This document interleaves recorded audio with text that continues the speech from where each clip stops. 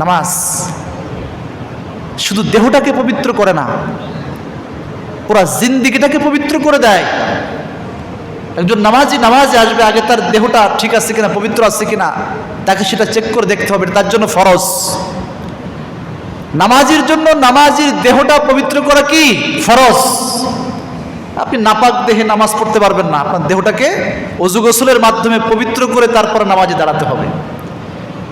আপনি নামাজি, আপনার শুধু দেহটা পবিত্র করলে চলবে না, আপনি যে পোশাক পরিধান করে নামাজে দাঁড়াবেন ওই পোশাকটাও পবিত্র করতে হবে, এটাও ফরজ। আপনি যে স্থানে নামাজ আদায় করবেন ওই স্থানটাকেও পবিত্র হতে হবে, এটাও আপনার জন্য ফরজ।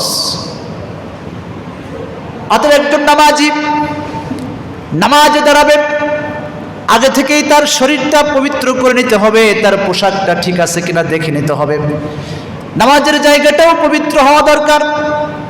যখন ওই নামাজি পবিত্র একটা দেহ নিয়ে, পবিত্র পরিষ্কার পরিচ্ছন্ন পোশাক নিয়ে পবিত্র জায়গায় দাঁড়িয়ে আল্লাহ রাব্বুল আলামিনের জন্য তৈরি হয়ে যায়, আল্লাহ রাব্বুল আলামিনের সামনে রুকু করে সিজদা করে আল্লাহ রাব্বুল আলামিনের কাছে সারেন্ডার করে, তখন ওই নামাজি ব্যক্তিকে আল্লাহ রাব্বুল আলামিন তার নামাজের কারণে গুনাহগুলো ক্ষমা করে দেন। বলেন সুবহানাল্লাহ।